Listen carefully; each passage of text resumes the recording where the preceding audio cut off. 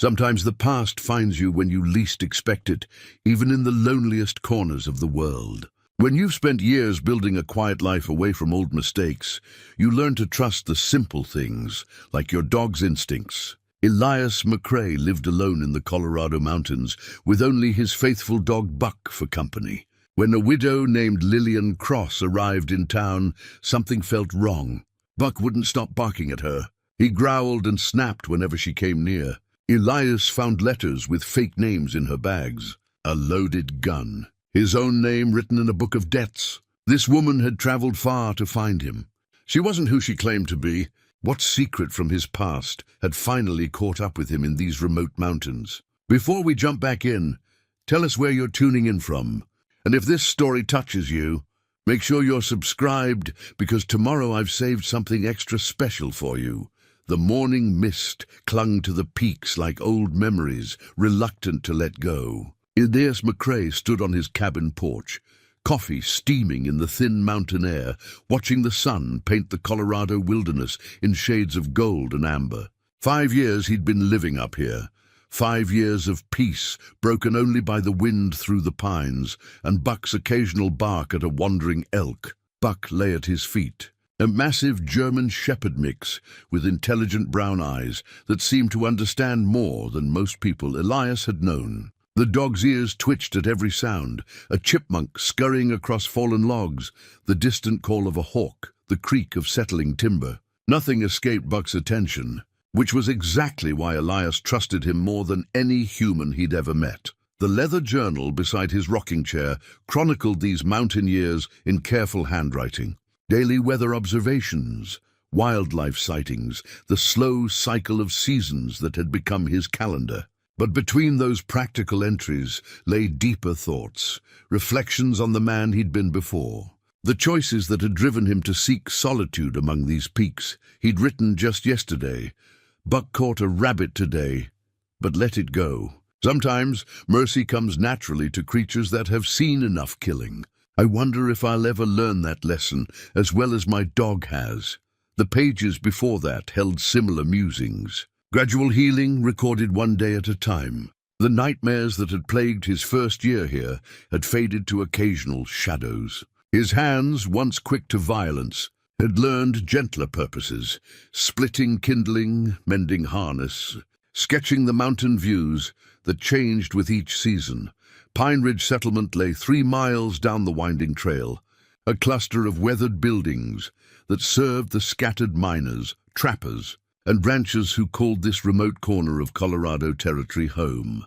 Elias made the journey once a month for supplies, always with Buck at his side, always keeping conversations brief and polite. The townspeople knew him as a quiet man who paid his debts and minded his own business. They respected his privacy, the way mountain folk understood the need for space.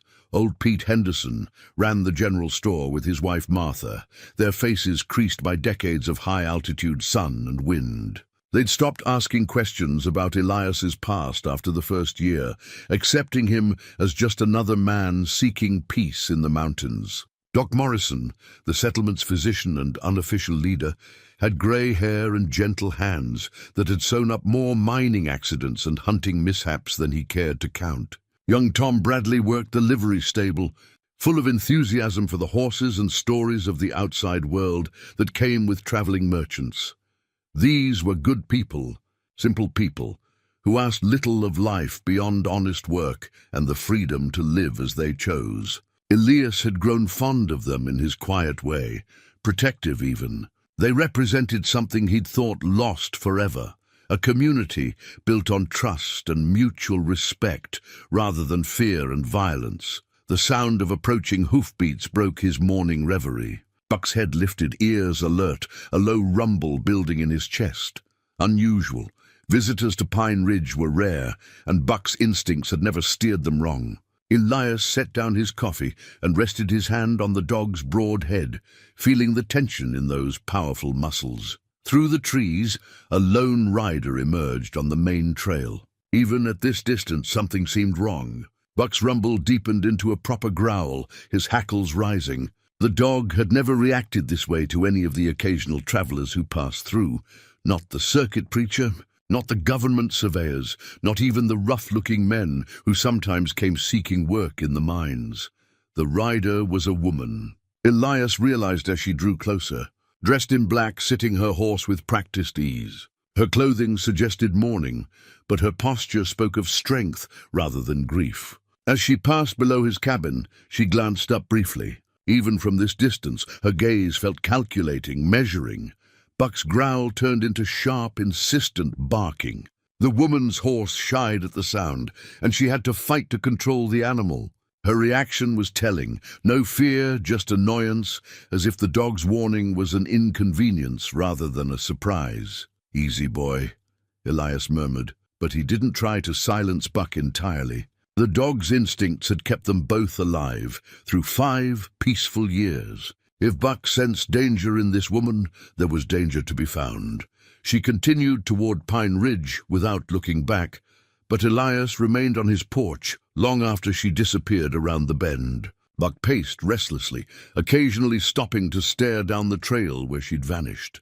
The dog's agitation was unlike anything Elias had seen since their first days in the mountains. When Buck had been as haunted by memories as his master, an hour later, Elias made a decision that surprised even himself. He gathered his supplies for the monthly trip to town, even though he'd gone just 10 days ago. Buck needed no encouragement to join him, practically vibrating with nervous energy as they set out down the familiar trail. Pine Ridge looked the same as always, dusty Main Street. Handful of buildings clustered around the general store and saloon, horses tied to hitching posts while their owners conducted business. But something felt different. Conversation seemed more animated.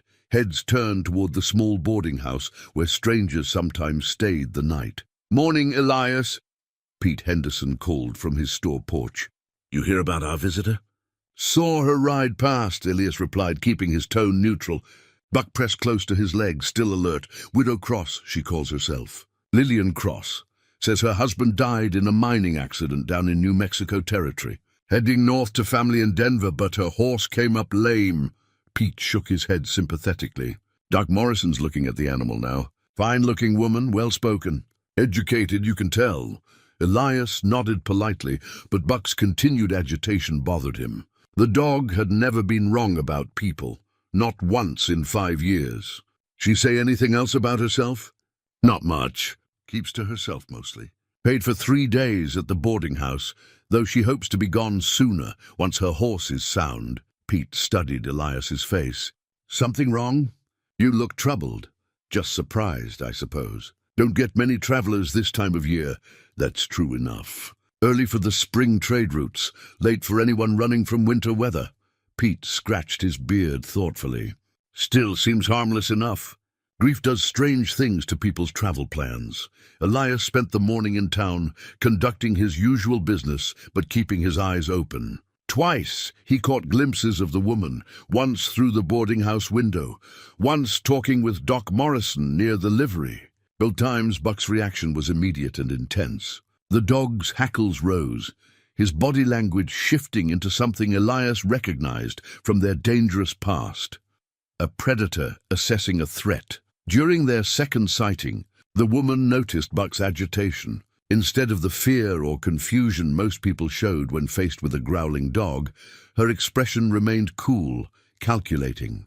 She studied both dog and master with the same measuring gaze Elias had noticed on the trail. That afternoon, as Elias prepared to return to his cabin, Tom Bradley approached with obvious excitement. "Mr. McCrae, that widow lady was asking about you." Buck's ears snapped to attention. Elias kept his voice level. "What kind of questions?"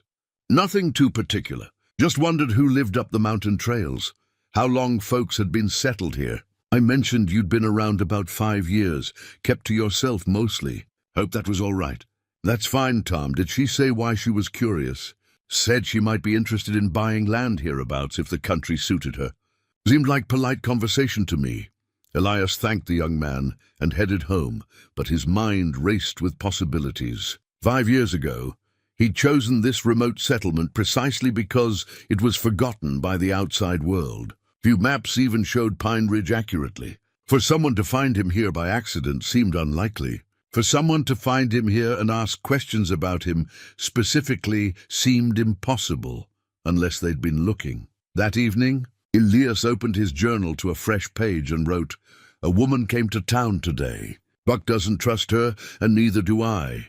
After 5 years of peace, I'd almost forgotten that some ghosts have long memories and patient hearts. Tomorrow, I'll learn what I can about Widow Cross. If she's truly just a traveler, Buck and I will apologize for our suspicion. If she's something else, we'll deal with that too." He closed the journal and looked out at the darkening mountains. Buck lay beside his chair, still alert, still watching the trail that led to town. Whatever tomorrow brought, they'd face it together, man and dog, united by trust forged through shared trials and 5 years of earned peace. The wind picked up, carrying the scent of distant storms. Change was coming to Pine Ridge, whether they were ready or not. The next morning brought low clouds and the promise of rain. Elias woke to find Buck pacing by the cabin door, whining softly, a sound the dog rarely made. Something had disturbed his sleep, some scent or sound that demanded investigation. "What is it, boy?" Elias pulled on his boots and opened the door. Buck immediately trotted toward the tree line, nose to the ground, following a trail invisible to human senses. They hadn't gone 50 yards when Buck stopped beside a large pine, hackles rising. Fresh boot prints marked the soft earth, small, narrow prints that could only belong to a woman. Someone had been watching his cabin during the night, circling the clearing like a scout studying terrain. Elias knelt beside the clearest print. The sole showed a distinctive wear pattern, and the depth suggested someone moving carefully, deliberately. This wasn't a lost traveler or curious visitor. This was surveillance. Buck led him around the cabin's perimeter, revealing the full scope of the intrusion. The watcher had positioned herself to observe both the front porch and the back door, had noted the location of his woodpile and water barrel, had even found the small shed where he kept his tools. Professional reconnaissance, the kind that preceded either theft or violence. "Good boy," Elias murmured, scratching Buck's ears. Time to pay Widow Cross a visit. The ride to Pine Ridge took 40 minutes through increasingly heavy mist. Buck trotted alongside Elias's horse, alert and focused. No longer the relaxed mountain dog, but something closer to his former self. A creature bred for conflict. Trained to detect threats, the boarding house sat at the edge of town, a 2-story building with a wide porch and rooms that rented by the night.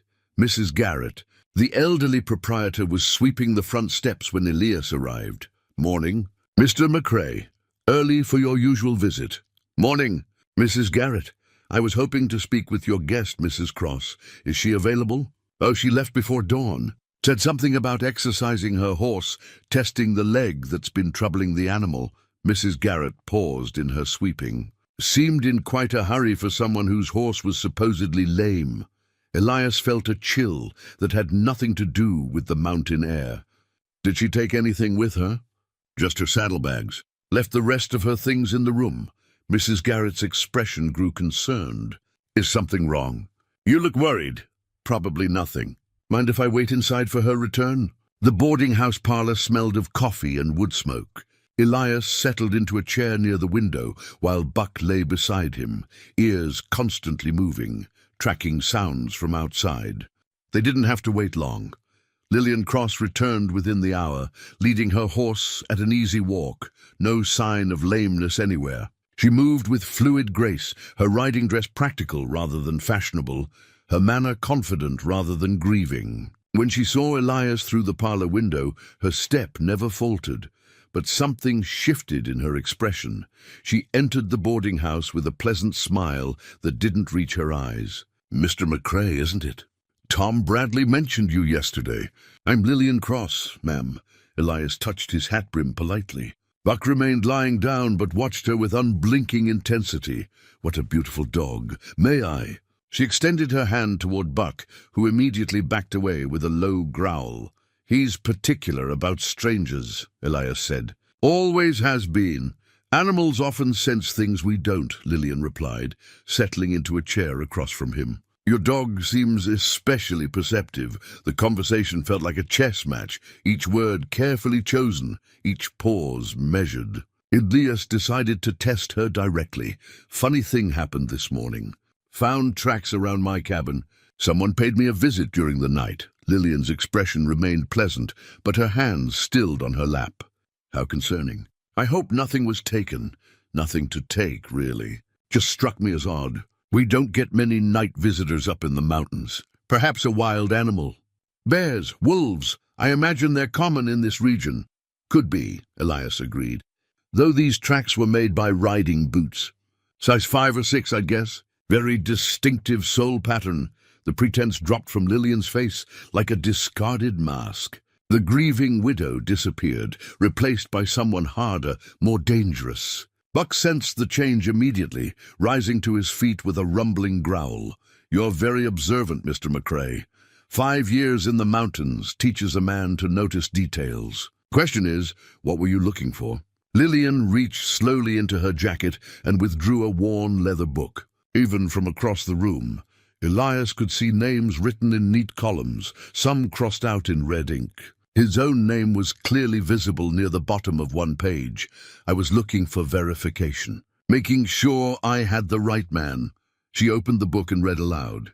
Elias McCrae, age 38, former deputy U.S. Marshal, disappeared from Fort Collins 5 years ago after the Brennan incident. The blood drained from Elias's face. The Brennan incident, 3 words that encompassed the worst day of his life. The reason he'd fled civilization for these remote mountains. I've been looking for you for a very long time. Mr. McCrae. Buck's growling intensified, his muscles bunched for action. Elias placed a calming hand on the dog's head, while his mind raced through possibilities. Fight, flight, or negotiation. The same 3 options he'd faced 5 years ago. Who are you? He asked quietly. Someone whose life you destroyed. Lillian closed the book with a sharp snap. Someone who's traveled 800 miles for this conversation. Mrs. Cross, my name is Lillian Brennan. Thomas Brennan was my husband. The words hit Elias like a physical blow. Thomas Brennan, the man he'd arrested, the man who died in custody, the man whose death had shattered Elias's faith in justice and driven him into exile. Your husband was a killer, Elias said carefully. He murdered 3 people in cold blood. My husband was protecting his family from claim jumpers. You arrested him based on the word of men who wanted our land. Lillian's voice remained level, but her eyes blazed with long-suppressed fury. He died in that jail cell because of your incompetence. He died because you believed the wrong people, because you were too eager to make an arrest to investigate properly. Because my children lost their father, and I lost everything I cared about. Elias felt the familiar weight of guilt settling on his shoulders. The Brennan case had haunted his last months as a lawman, the doubts and second-guessing that had finally driven him to turn in his badge. I know I made mistakes, he said quietly. If I could change what happened, but you can't. Lillian stood, her hand moving to rest on something concealed beneath her jacket. That's why I'm here. To balance the scales. Buck erupted into sharp, aggressive barking. Mrs. Garrett's voice called from the kitchen, asking if everything was all right. The sound of approaching footsteps gave Elias a moment to think. This isn't the place, he said quickly. Too many innocent people.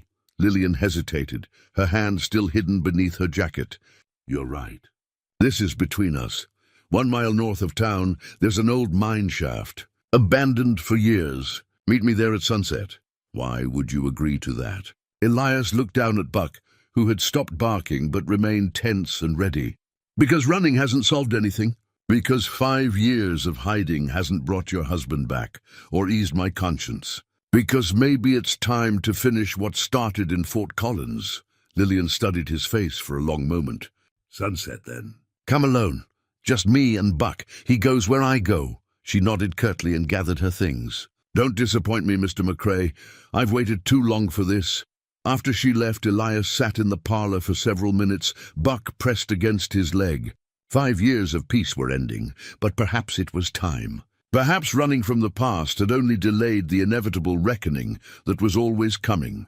Mrs. Garrett appeared with coffee and concerned questions, but Elias made polite excuses and left for his cabin. He had preparations to make and decisions to consider. At sunset, the ghost of Thomas Brennan would finally be laid to rest, one way or another. Back at his cabin, Elias stood before a section of floorboard that looked identical to all the others. Buck watched as his master pried up 3 planks with practiced efficiency, revealing a hidden compartment carved into the earth below. The cache held remnants of his former life, a Colt .45 revolver, boxes of ammunition, a deputy marshal's badge wrapped in oiled cloth, and a leather holster worn smooth by years of use. Items he'd hoped never to touch again, preserved against the day when his past might demand their service. Elias lifted the revolver with reverence and reluctance. The weight felt foreign after 5 years of splitting wood and tending to peaceful mountain tasks. His hands, once quick and steady with firearms, trembled slightly as he checked the cylinder and action. Muscle memory remained, but his heart wasn't in it. Buck whined softly, sensing his master's inner turmoil. The dog had witnessed Elias's transformation from a man of violence to a man of peace. This return to weapons represented a step backward, a surrender of hard-won tranquility. "I know, boy," Elias murmured, scratching Buck's ears. "I hoped we were done with this too." He strapped on the holster, the familiar weight settling against his hip like an old burden reclaimed. The badge he left in its wrapping, that part of his life was truly finished. But the gun might be necessary for what lay ahead. The afternoon hours crawled by with agonizing slowness. Elias tried to occupy himself with routine tasks, checking his traps, splitting kindling, repairing a loose board on the porch. But his mind kept returning to Thomas Brennan, and the terrible weight of doubt that had driven him from civilization. He'd arrested Brennan based on witness testimony from 3 men who claimed to have seen the shooting. Open and shut case, the sheriff had called it. But something had felt wrong from the beginning. Inconsistencies in the witnesses' stories, Brennan's genuine shock at the accusations, the man's reputation as a peaceful farmer and devoted father. The doubts had grown stronger after Brennan's death in custody. Heart failure, the doctor had ruled, brought on by stress and poor health. But Elias knew the truth was more complex. Thomas Brennan had died of despair, knowing he'd been wrongly accused and would never see his family again. The subsequent investigation had vindicated Brennan posthumously. The 3 witnesses had been in debt to a cattle baron who wanted Brennan's water rights. Their testimony had been purchased with promises of land and money. By the time the truth emerged, Brennan was dead, his family scattered, and his ranch sold for debts. Elias had turned in his badge the day the real facts came to light. The weight of his mistake, the knowledge that an innocent man had died because of his poor judgment, had proven unbearable. He'd fled to these mountains seeking not just solitude, but absolution that never seemed to come. Now, Lillian Brennan had found him, carrying her husband's memory like a weapon forged from grief and righteous anger. Part of Elias understood her need for vengeance. If their positions were reversed, if someone's incompetence had destroyed his family, would he not feel the same burning need for justice? As the sun began its descent toward the western peaks, Elias made his final preparations. He loaded the Colt carefully, checked his pocket for extra cartridges, and pulled on the worn leather coat that had once been part of his uniform. Buck followed him to the stable, where his horse waited with patient eyes. The animal sensed tension, but trusted his master's judgment. Together, the 3 of them had survived many dangers in years past. Tonight would test whether they could survive one more. The ride to the abandoned mine took 30 minutes through increasingly shadowed forest. Buck ranged ahead, his senses alert for any sign of ambush or treachery. But the woods remained peaceful, disturbed only by the occasional call of a night bird or the rustle of small creatures in the underbrush. The mine shaft sat in a clearing carved from the mountainside, its entrance yawning like a mouth in the gathering darkness. Wooden support timbers, grey with age and weather, framed the opening. Rusted mining equipment lay scattered around the site, forgotten relics of dreams that hadn't panned out.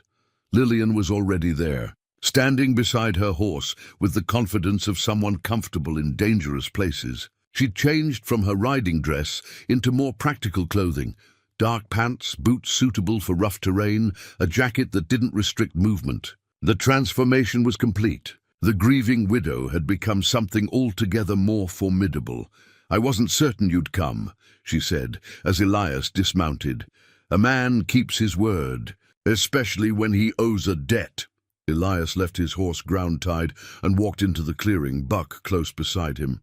"Though I have to ask, what happens after tonight? If you get your satisfaction, what then? Then I go home to my children and tell them their father's death has been answered. And if I convince you that vengeance won't bring him back or heal your pain." Lillian's hand moved to rest on the butt of a revolver holstered at her side. "Then we'll discover whether 5 years of mountain living has made you soft, Deputy McCrae." The formal title stung more than any insult. Elias had worked hard to leave that identity behind, to become simply a man who lived quietly and harmed no one. But some names once earned could never be fully shed. Buck's hackles rose as he sensed the approaching confrontation. The dog positioned himself between Elias and Lillian, his stance protective but not yet aggressive. Even now, he hoped for a peaceful resolution. "Your husband was innocent," Elias said quietly. "I know that now. The investigation after his death proved it. The men who testified against him were lying, bought and paid for by someone who wanted his land." "I know." Lillian's voice carried no surprise, only pain. "The truth came out 6 months too late to save him. Then you know I was as much a victim as he was. Used, manipulated, turned into a weapon against an innocent man. But you pulled the trigger, Deputy. You made the arrest. You believed their lies because it was easier than seeking the truth.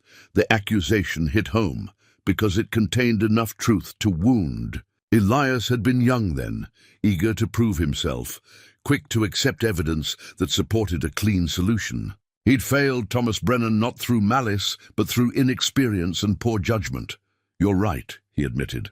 "I was careless with a man's life, and he paid the price for my mistakes.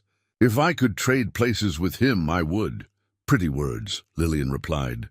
"But words don't raise the dead or comfort grieving children." She drew her revolver in one smooth motion, the barrel catching the last rays of sunlight filtering through the trees.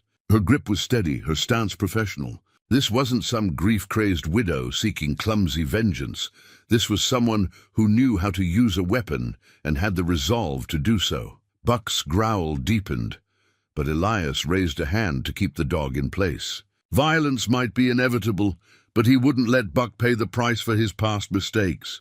5 years I've been planning this moment," Lillian said, her voice steady despite the magnitude of what she contemplated. 5 years of imagining the look on your face when you realized your reckoning had come. And now that the moment's here, Elias asked, "Do you feel the satisfaction you expected?" For just an instant, uncertainty flickered across her features, but it passed quickly, replaced by renewed determination. "Draw your weapon, Deputy McCrae. Let's finish this the way it should have been finished 5 years ago." Elias made no move toward his weapon. Instead, he reached slowly into his coat pocket and withdrew a faded photograph, its edges worn from handling. He held it up so Lillian could see it in the dying light. "Before you pull that trigger, I want you to see something." The photograph showed a young woman in a wedding dress, standing beside a tall man with kind eyes and calloused hands. Between them stood 2 children, a boy of perhaps 8 and a girl no more than 5. The family radiated happiness, their faces bright with hope for the future. Lillian's gun hand wavered slightly. "Where did you get that?" "From your husband's belongings. After he died, I went through everything, looking for some clue I'd missed, some evidence that might have saved him." Elias's voice carried the weight of old regret. "I found this in his wallet. He must have looked at it every day, thinking of what he had to live for. Give it back." Her voice cracked almost imperceptibly. The boy would be 13 now, the girl 10. "What are their names?" "Don't." The word came out sharp, desperate. I think about them sometimes. Wonder how they're managing, whether they remember their father's voice, whether they blame him for what happened. Elias took a careful step forward.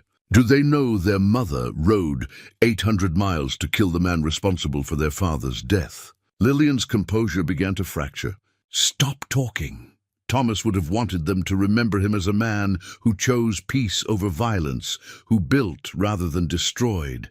What would he think of what you're planning to do? You don't get to speak for my husband.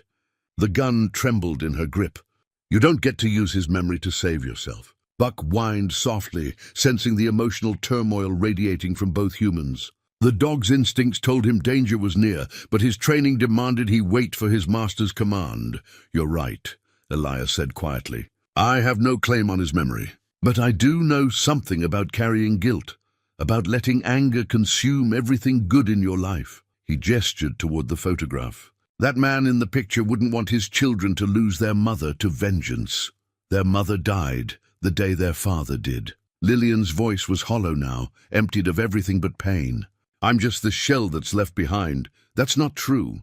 The woman who raised 2 children alone, who traveled 800 miles through dangerous country, who tracked down a man everyone thought had vanished, that woman is very much alive. Your children need her. My children need justice for their father. No, Elias said firmly. They need their mother to come home. They need someone who can teach them that their father's goodness didn't die with him, that love is stronger than hate, that a family can survive even the worst tragedy. The gun lowered slightly, but Lillian's grip remained steady. Pretty words from a man trying to save his own skin. Maybe, but they're also true. Elias took another careful step forward. I won't draw on you, Mrs. Brennan. If you're determined to kill me, you'll have to shoot an unarmed man. Is that the story you want to tell your children? Buck's ears swiveled at the sound of approaching horses. Multiple riders, moving carefully through the trees. Elias's hand instinctively moved toward his weapon, but he forced himself to remain still. Expecting company? Lillian asked, her attention momentarily divided. No, you. The first rider emerged from the tree line, a hard-faced man with a badge pinned to his vest. Sheriff Morrison from Fort Collins, the man who'd pushed Elias to make the arrest that destroyed the Brennan family. Behind him came 2 deputies, their hands resting on their weapons. Well, well, Morrison called out, his voice carrying across the clearing. Lillian Brennan and the famous disappearing deputy. Saves me the trouble of hunting you both down separately. Lillian spun to face the new threat, her gun swinging away from Elias. What are you doing here, Morrison? Cleaning up loose ends. You've caused quite a stir, tracking down poor Deputy McCrae here. Started people asking questions about the Brennan case again, digging into things that are better left buried. Elias felt pieces of a puzzle clicking into place. You knew about the false witnesses, about who really wanted Brennan's land. You knew all along. Morrison smiled without warmth. Of course I knew. Who do you think arranged the whole thing? Samuel Crawford paid good money for that water rights, and I made sure he got them. You killed my husband, Lillian whispered, her face pale with shock. I killed a problem.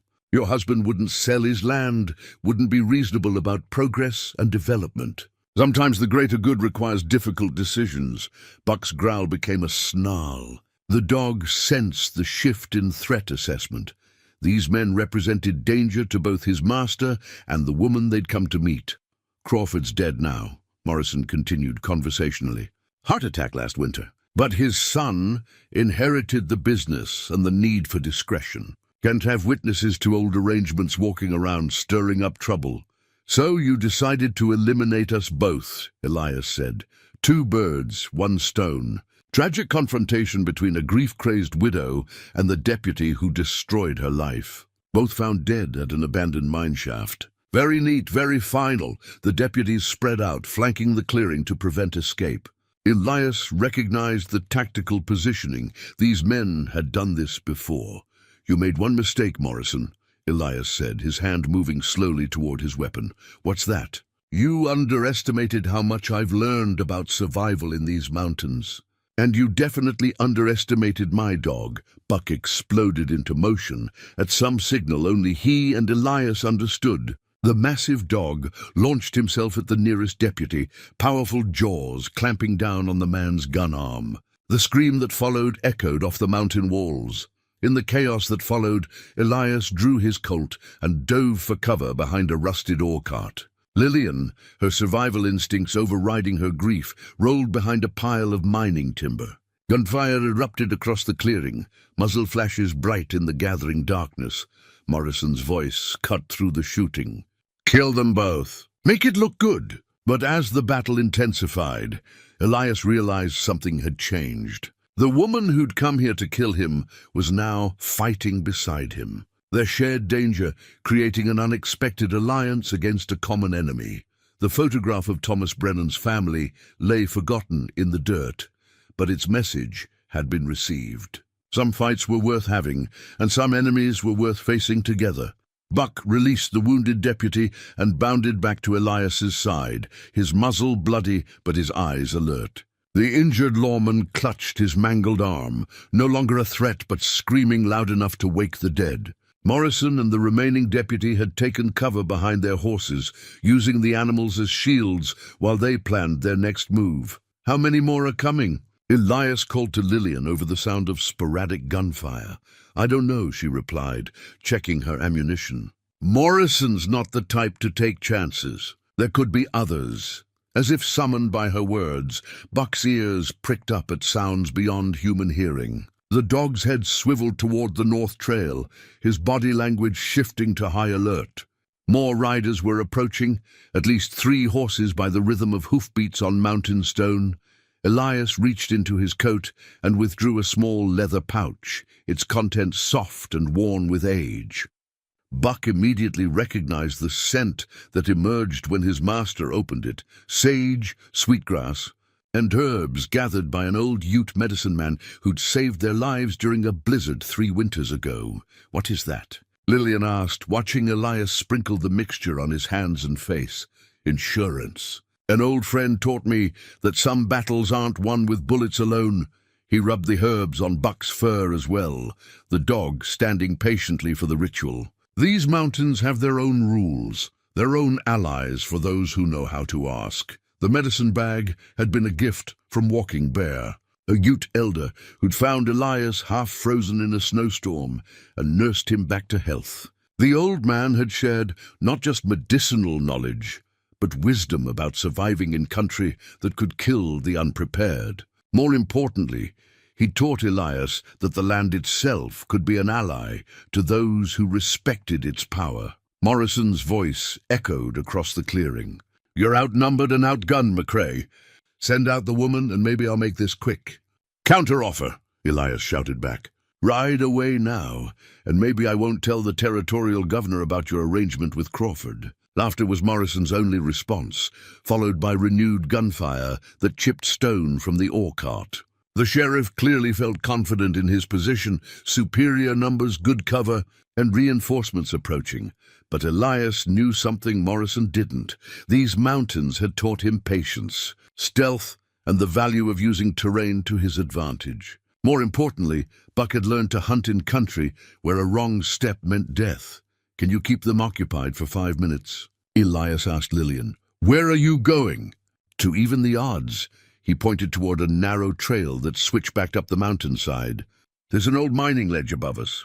Good firing position, and Buck knows a way up through the rocks."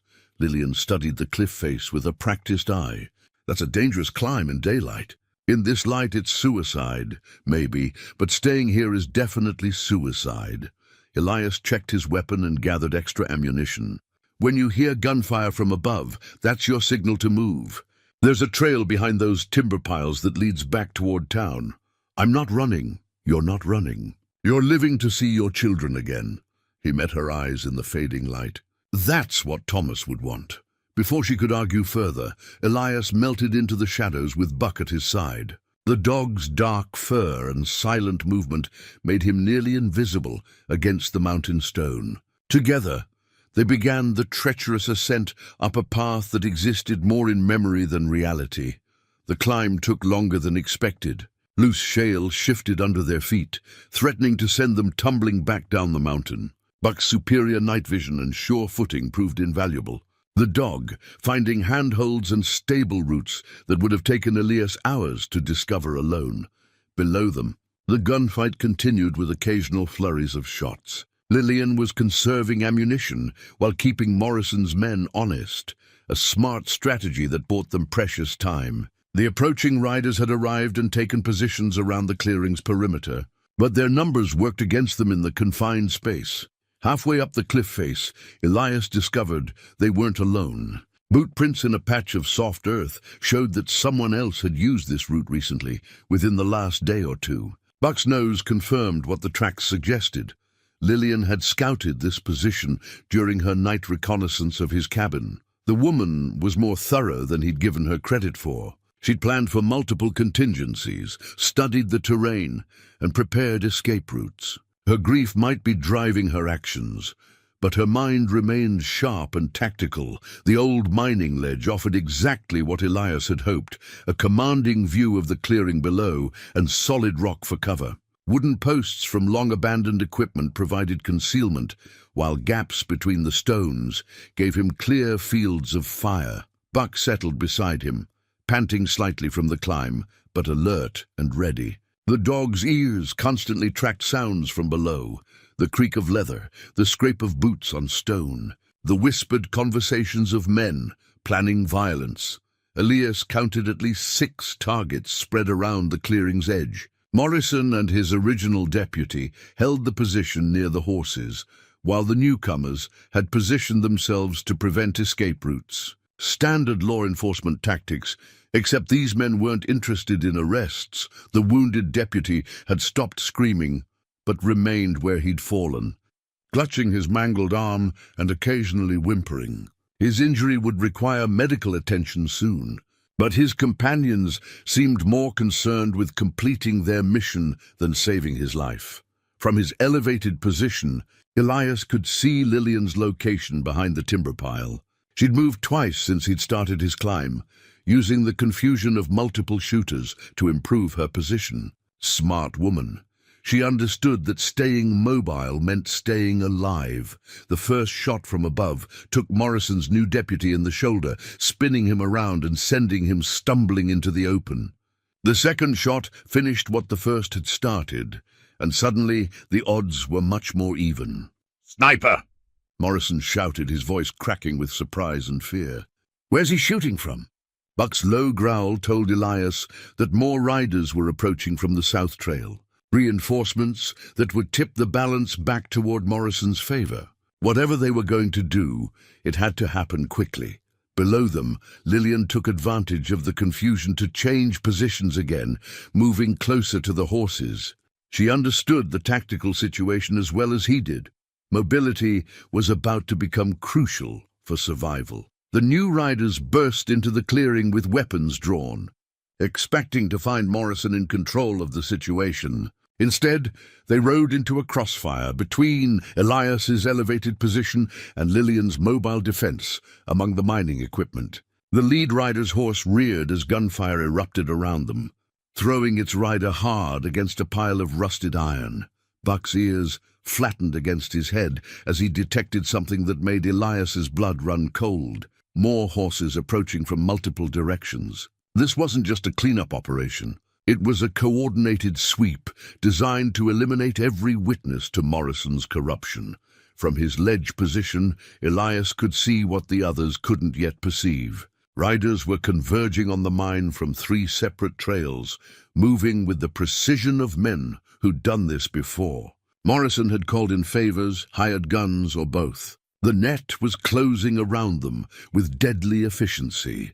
Elias touched the medicine bag at his belt, remembering Walking Bear's words about the mountain's hidden strengths. The old Ute had taught him that survival sometimes required thinking like prey rather than predator, using stealth, patience, and the land itself as weapons. "Buck," he whispered, and the dog immediately focused on him. "Find the trail back to Pine Ridge. Show Lillian the way out."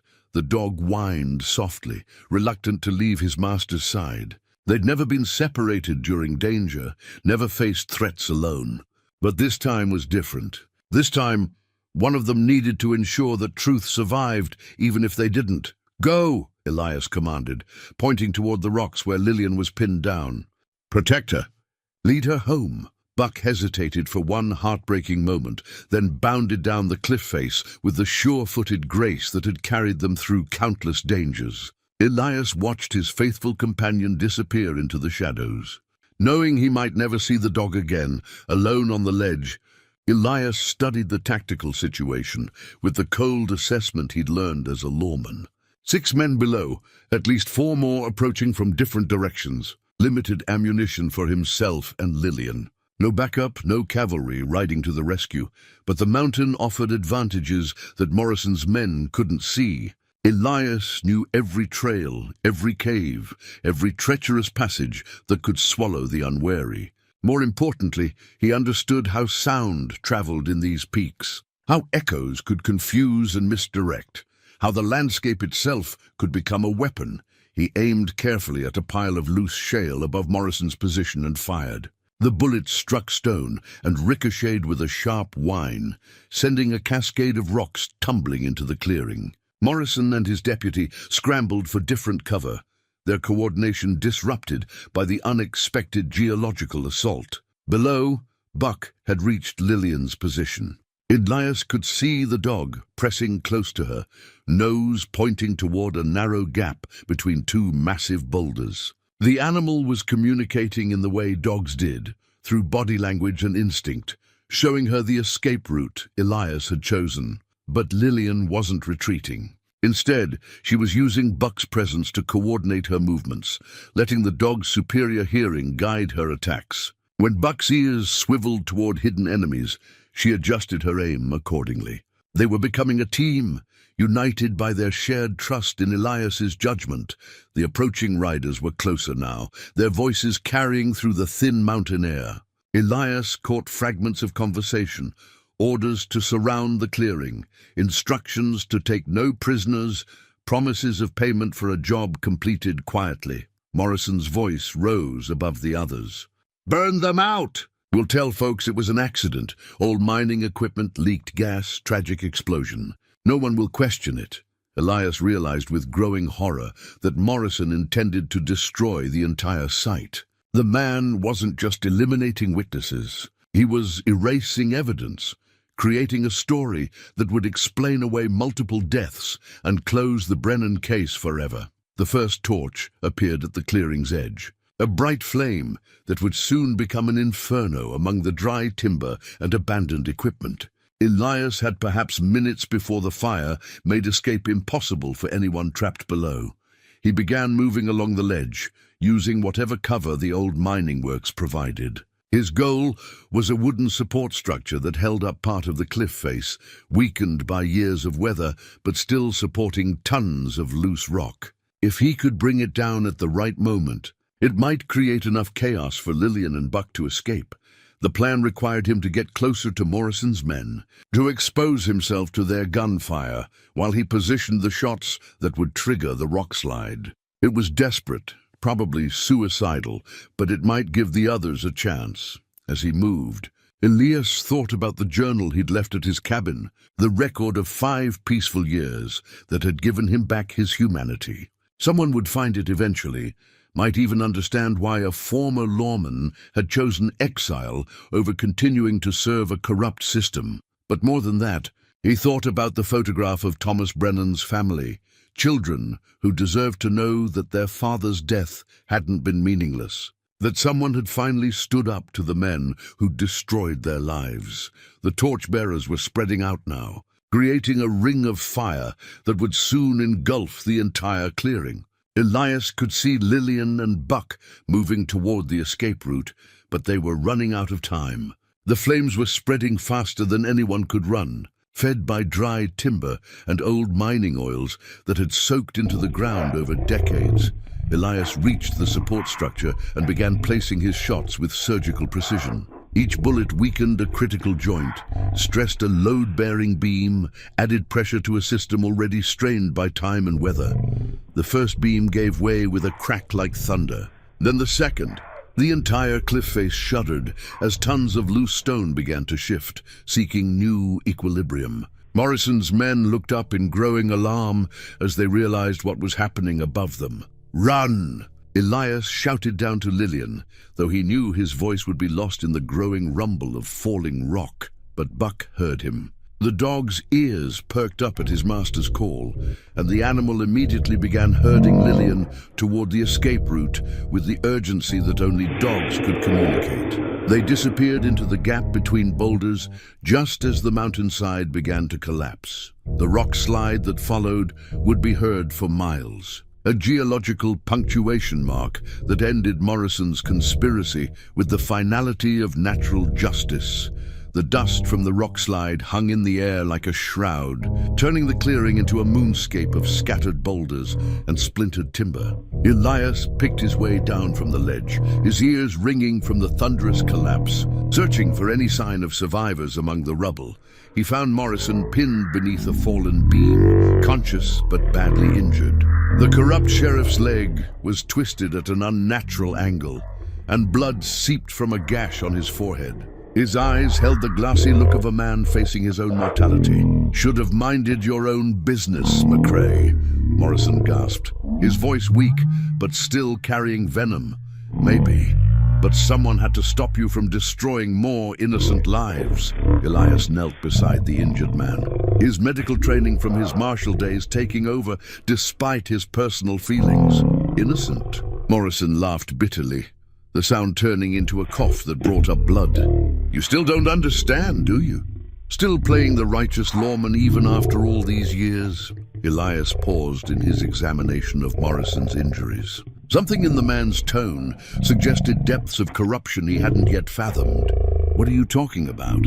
Thomas Brennan wasn't the victim you think he was." Morrison's eyes focused with painful clarity. "Check my vest pocket, left side. There's something you need to see." Against his better judgment, Elias reached into the indicated pocket and withdrew a tarnished badge. Not a sheriff's star, but something else entirely. The metal was old, worn smooth by handling, with an inscription that made his blood run cold. Deputy U.S. Marshal Thomas J. Brennan, 1851. "That's impossible," Elias whispered. Brennan was a farmer, a rancher.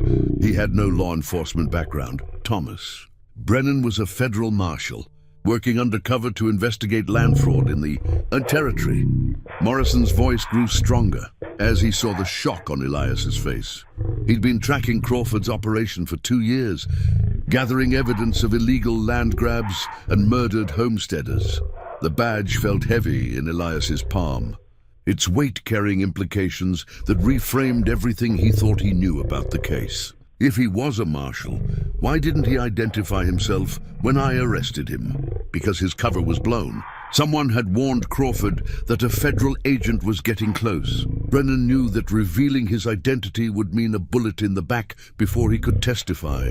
Morrison coughed again, more blood staining his lips. He chose to maintain his cover, hoping to survive long enough to expose the whole conspiracy. Elias felt the world shifting beneath him like unstable shale. Then why did he die in custody?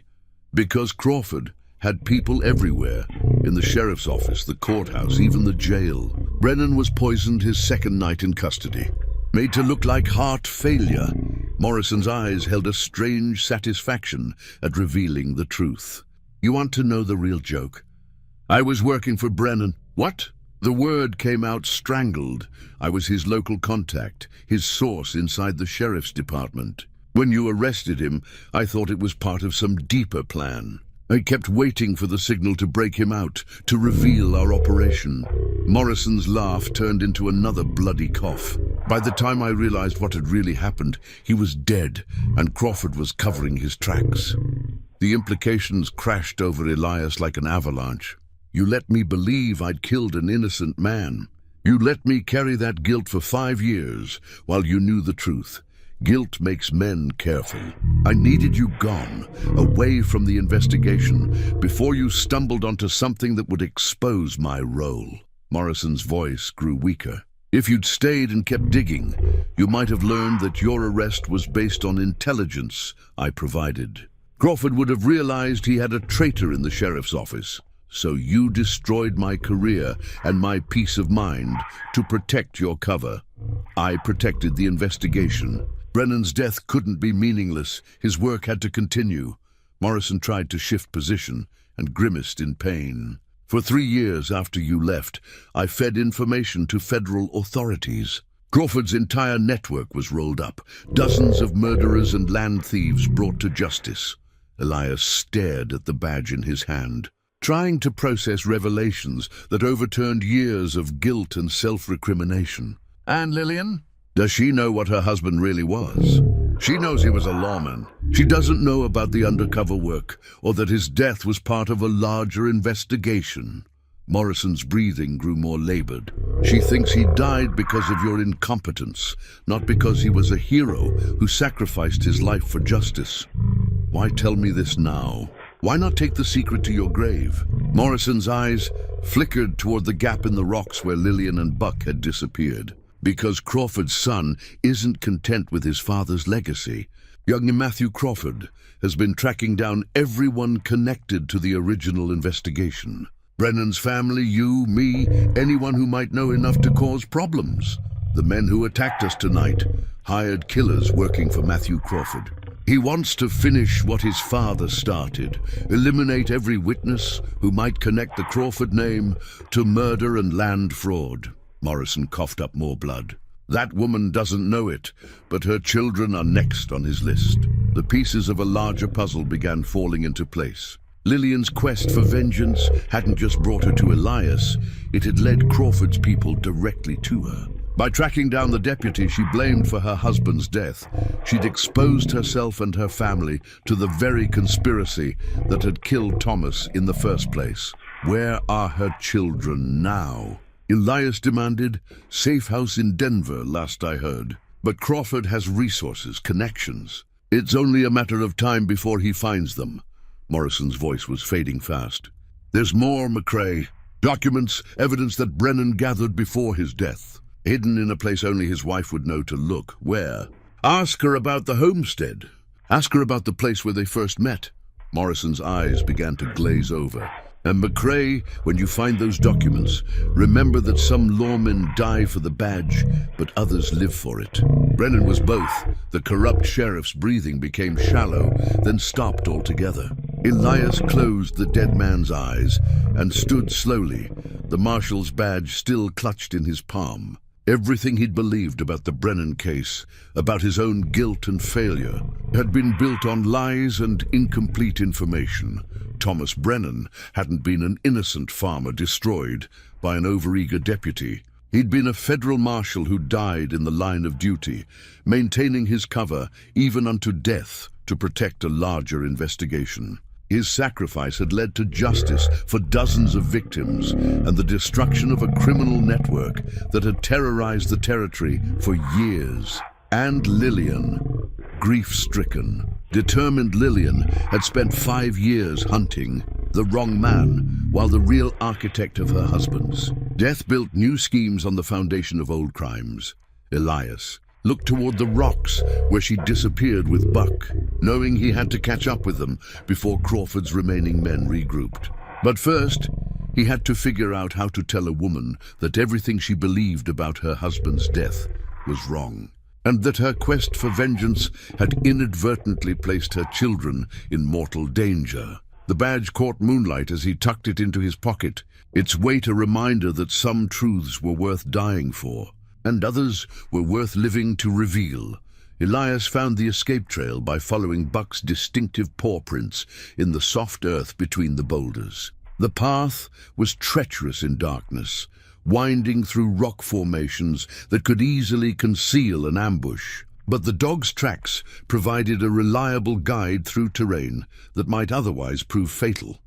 He caught up with them 2 miles from the mine site, in a small clearing where Lillian had stopped to tend to Buck's injured paw. The dog had cut his pad on sharp stone during their escape, and she was carefully wrapping the wound with strips torn from her own shirt. "Your dog saved my life," she said, without looking up as Elias approached. He knew exactly where to go, how to avoid the worst of the rock fall. Buck's got good instincts about survival, Elias replied, settling beside them. We need to talk, Mrs. Brennan, about your husband, about what really happened 5 years ago. I know what happened. You arrested an innocent man, and he died because of it. Elias withdrew the marshal's badge from his pocket, its metal surface catching starlight. Your husband wasn't just innocent. He was a federal marshal working undercover to expose Crawford's land fraud operation. Lillian's hands stilled on Buck's bandage, her eyes fixed on the badge with an expression of shock, confusion, and dawning recognition. That's impossible. Thomas never said anything about being a lawman because his life depended on maintaining his cover. He was investigating a conspiracy that had already killed dozens of homesteaders. If Crawford had learned his true identity, he would have been murdered immediately. Lillian finished, her voice barely above a whisper. Oh God, Thomas, what were you thinking? He was thinking about justice for families like yours, about stopping men who killed for profit and power. Elias explained Morrison's revelations, watching her face as the implications sank in. Your husband died a hero, Mrs. Brennan. His sacrifice led to the arrest of dozens of criminals and saved countless lives. Lillian took the badge with trembling hands, turning it over to read the inscription. Thomas J. Brennan, 1851. He would have received this the year before we met. Her voice carried wonder and pain in equal measure. All those times he disappeared for days at a time, claiming he was checking the cattle on distant pastures. He was really gathering evidence, meeting with other federal agents, building the case that would eventually destroy Crawford's network. Elias watched her carefully, knowing the next revelation would be even harder to bear. Mrs. Brennan, there's more. Crawford's son is continuing his father's work. He's been tracking down everyone connected to the original investigation, including my children, she said quietly, understanding immediately. Morrison believed they're in immediate danger. We need to get to Denver, warn whoever's protecting them. Elias stood and offered her his hand. But first, Morrison mentioned something about documents your husband hid, evidence that might be crucial to stopping Matthew Crawford permanently. Lillian rose slowly, still clutching the badge. The homestead. Thomas always said if anything happened to him, I should look in the place where we first met. Her eyes grew distant with memory. There's an old oak tree by the creek where he proposed. He carved our initials in the bark, said the tree would outlive us both. How far from Pine Ridge? 15 miles south, near the old Butterfield stage route. But Elias... She stopped, using his first name for the first time. If Crawford's men are hunting us, riding back to the homestead could be a trap? Could be. But if your husband's evidence can stop this conspiracy once and for all, it's worth the risk. Elias checked his remaining ammunition, 6 bullets for his Colt, and no way to get more until they reached civilization.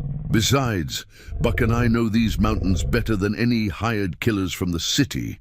Buck's tail wagged weakly at the sound of his name, though the dog remained lying down to rest his injured paw. The faithful animal's loyalty had never wavered, even when faced with danger that would send most creatures fleeing for their lives. We'll need to travel carefully, Elias continued. Crawford's men might have regrouped by now, and they'll be looking for us on all the main trails. He studied the night sky, noting the position of the stars. If we stick to the high country and avoid the obvious routes, we might reach the homestead before dawn. Lillian secured the marshal's badge inside her jacket, handling it with the reverence due a sacred relic. Thomas would want his children to know the truth about what he was fighting for, and he'd want them safe from the men who killed him. Then we'd better get moving. Can Buck travel with that injured paw? As if in answer, the dog struggled to his feet and took a few tentative steps. He favored the injured paw, but could clearly manage the journey if they kept to a reasonable pace.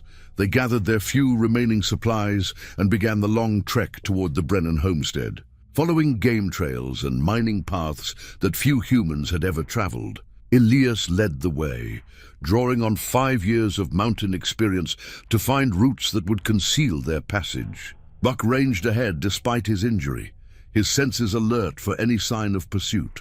The journey gave them time to talk, to fill in gaps in their respective stories. Lillian spoke of Thomas's mysterious absences, his occasional returns with unexplained injuries, his growing tension in the months before his arrest. Details that made sense only in light of his true profession. He was protecting us by keeping us ignorant, she realized. If Crawford's people had suspected we knew about the investigation, they would have eliminated your entire family to be safe, Elias confirmed. Your husband's secrecy saved your lives, but it cost him his own. Lillian's voice carried a mixture of pride and sorrow. All this time I thought he died for nothing, that his death was just a tragic mistake. Learning that he died as a lawman, fighting for justice, it changes everything. They reached the crest of a ridge that offered a view of the valley below. In the distance, the abandoned Brennan homestead sat dark and silent under the stars. No lights, no movement, no sign of human presence. But Elias's trained eye caught something that made him pause. "What is it?" Lillian asked, following his gaze. "Horses. 3 of them, grazing in that meadow behind your old barn."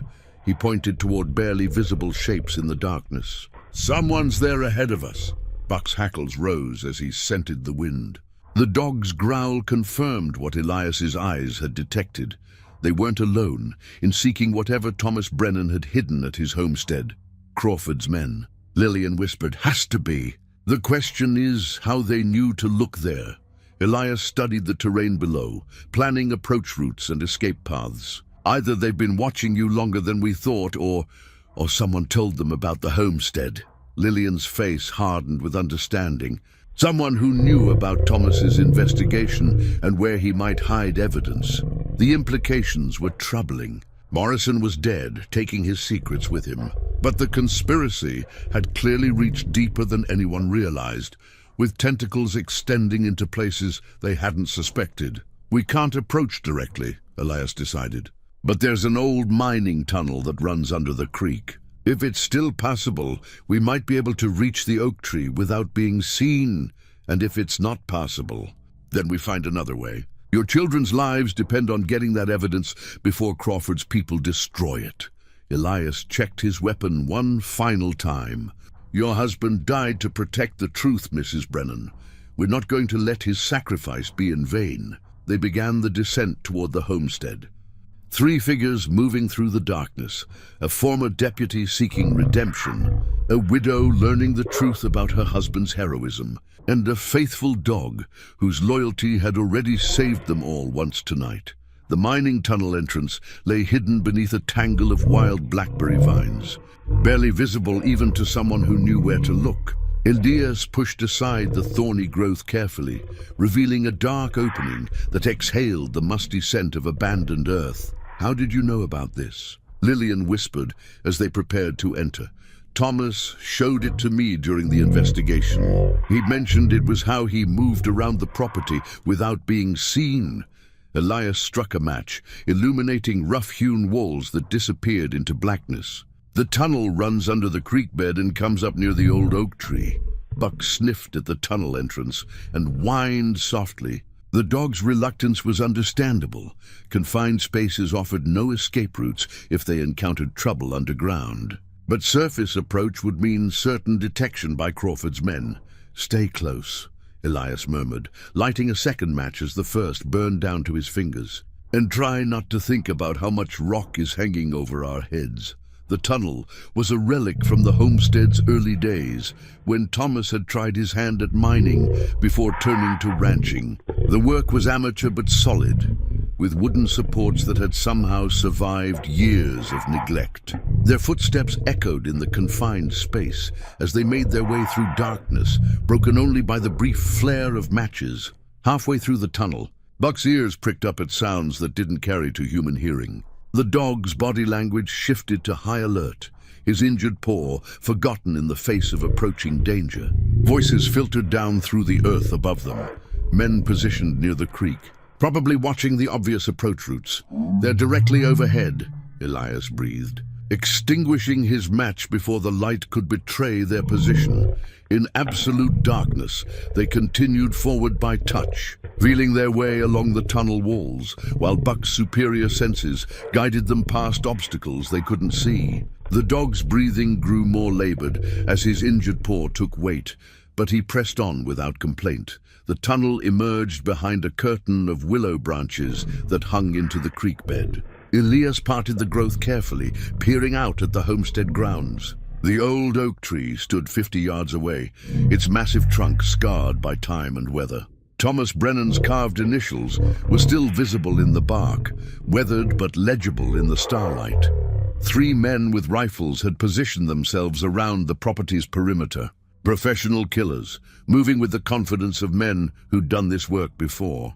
They'd chosen their positions well, overlapping fields of fire that covered all approaches to the tree.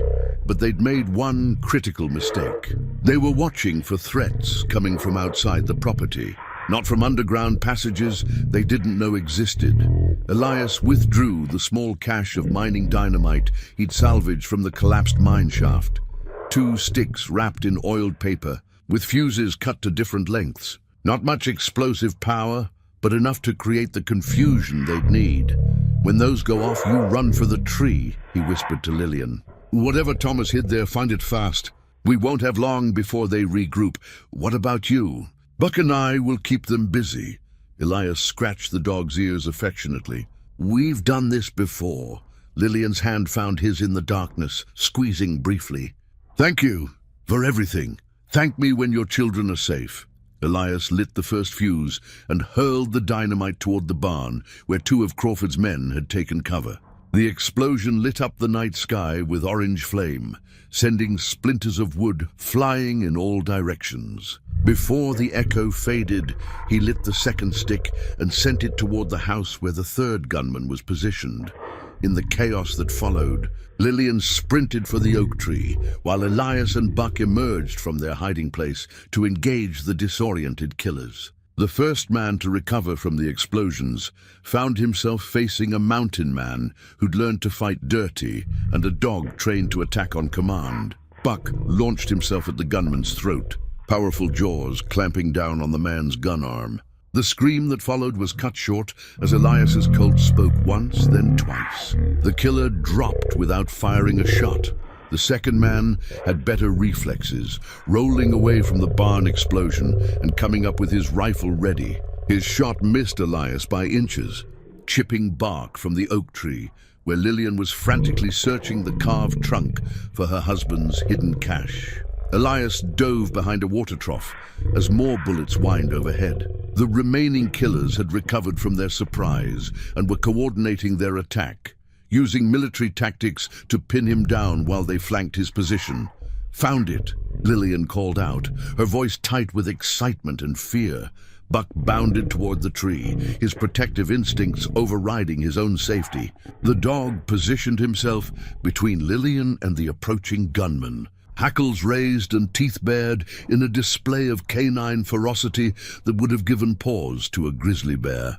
But guns trumped courage, and the killers were closing in fast.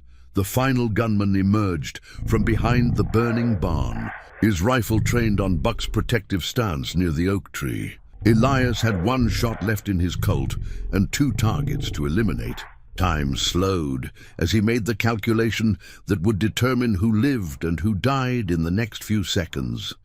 From her position at the tree's base, Lillian pulled a small signal mirror from the hollow Thomas had carved behind their initials, the same type marshals used for long-distance communication across open territory. She angled it to catch starlight and flashed a desperate message toward Elias.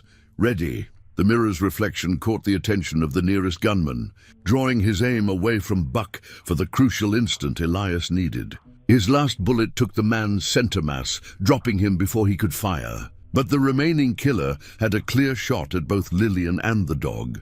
Buck sensed the threat and made his choice. The faithful animal launched himself directly at the gunman's position, not seeking to attack, but to shield the humans he'd sworn to protect. The rifle cracked once, its sound echoing across the homestead valley. Buck stumbled mid-leap, dark blood staining his fur, but his momentum carried him into the gunman's legs. Both dog and man went down in a tangle of limbs and snarling fury. The rifle flew from the killer's hands, landing several yards away in the creek, Elias reached the struggle as Buck's jaws found the gunman's throat. The dog's strength was fading fast from his wound, but his grip remained locked with the determination of a creature defending his pack. The killer thrashed wildly, trying to break free, but Buck held on until the man's movement stopped entirely. "Easy, boy," Elias whispered, kneeling beside his injured companion. "You did good. You did real good." Buck's tail made one weak attempt at wagging before the dog collapsed, his breathing shallow and labored. The bullet had taken him high in the chest, missing vital organs, but causing severe blood loss. Without immediate medical attention, the faithful animal wouldn't survive the night. Lillian approached with Thomas's hidden documents clutched against her chest.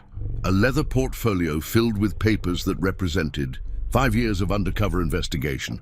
Her face was pale with shock at the violence that had erupted around the peaceful homestead where she'd once been happy. "We need to get Buck to Doc Morrison in Pine Ridge," she said. "Urgently. Doc Morrison's 3 hours away." "And Buck doesn't have 3 hours." Elias cradled the dog's massive head in his lap, feeling the life ebbing from his oldest friend. "But maybe we can get these documents to someone who can use them. What about the Territorial Marshal's office in Denver?" Thomas had contacts there, people he trusted. Lillian opened the portfolio carefully, revealing pages of meticulous handwriting, maps, and sketched portraits of known criminals. "This is everything: names, dates, locations of unmarked graves. Evidence that could hang a dozen men."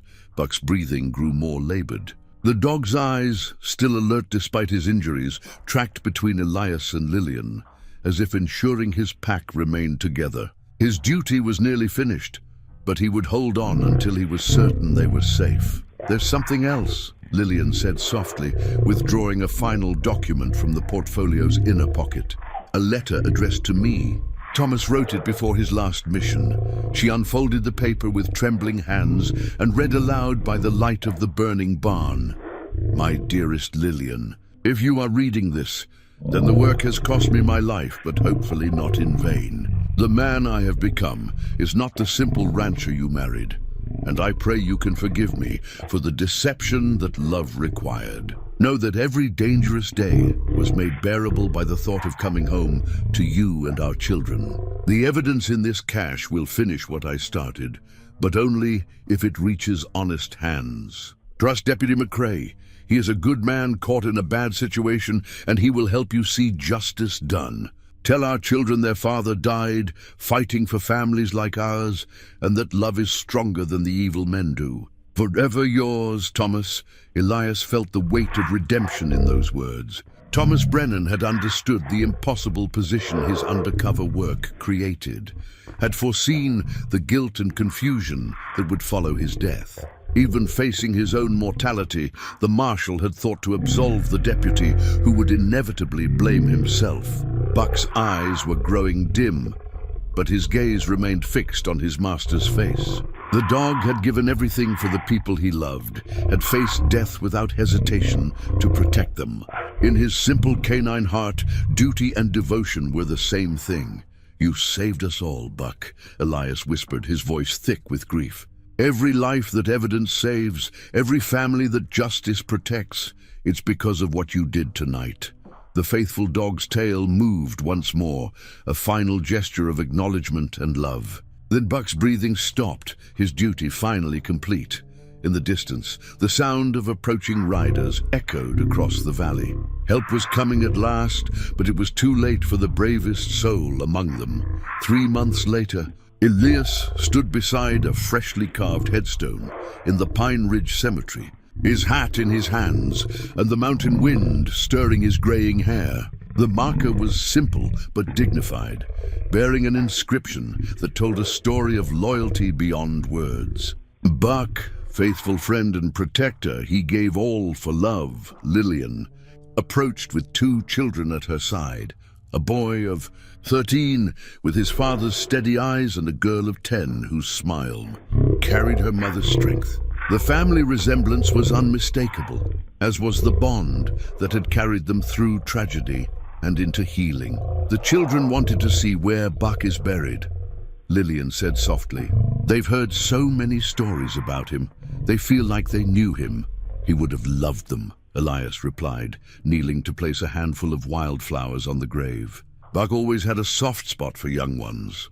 The boy, whose name was Samuel, stepped forward with the solemnity of someone growing into his father's legacy. Mr. McCrae, Mama says Buck died protecting the evidence that put the bad men in jail.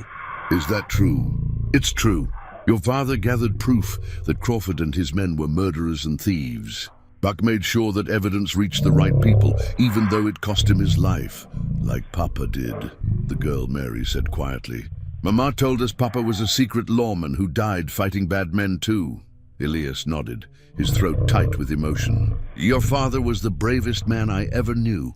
He spent 2 years living a dangerous lie to protect families like yours from men who thought they could kill and steal without consequences. The territorial court trials had been swift and decisive. Thomas's documented evidence, combined with Morrison's files and testimony from surviving witnesses, had dismantled the Crawford organization completely. Matthew Crawford now sat in federal prison awaiting execution, along with 6 of his associates. The murdered homesteaders had finally received justice, and their families' compensation from the Crawford estate. But the real victory was standing before him. 2 children who would grow up knowing their father had died a hero, not a victim of incompetence and corruption.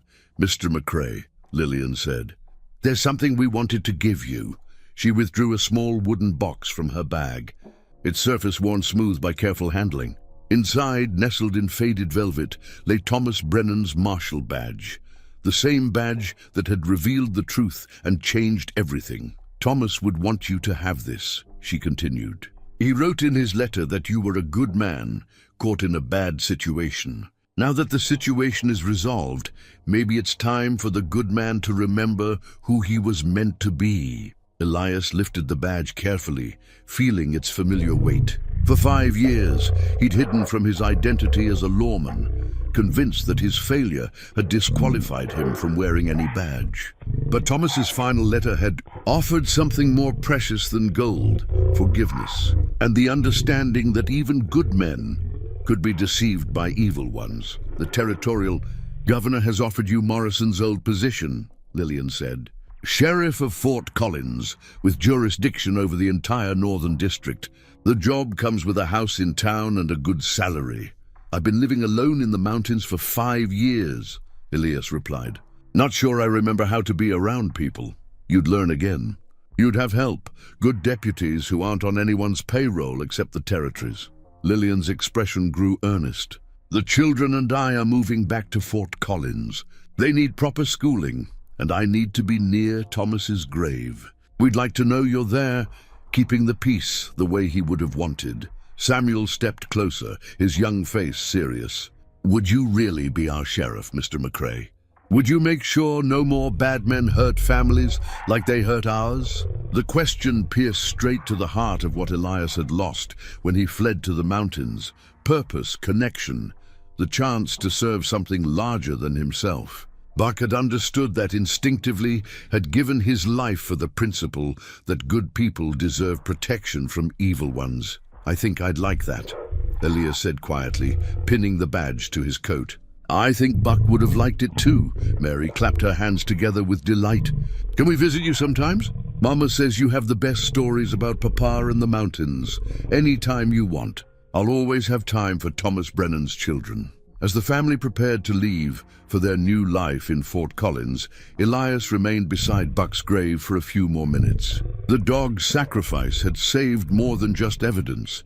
It had restored faith, healed guilt, and proven that love and loyalty could triumph over hatred and corruption. The mountain wind carried the scent of pine and wildflowers, reminding him of peaceful mornings on his cabin porch. Those days weren't entirely lost. They'd become part of who he was now, a man who understood both solitude and community, both peace and justice. Well, boy, he said to the silent grave, looks like we're going back to work. Different badge, same purpose, protecting folks who can't protect themselves. A hawk circled overhead, its cry echoing off the mountain peaks. Somewhere in that sound, Elias heard an echo of Buck's bark, alert, protective. and utterly devoted to the people he'd sworn to serve. The badge on his chest caught the afternoon sunlight as he walked away from the cemetery, ready to begin the next chapter of a life redeemed by sacrifice and made meaningful by love. Behind him, the carved headstone stood as a monument to the simple truth that some bonds transcend death and some loyalties echo through eternity.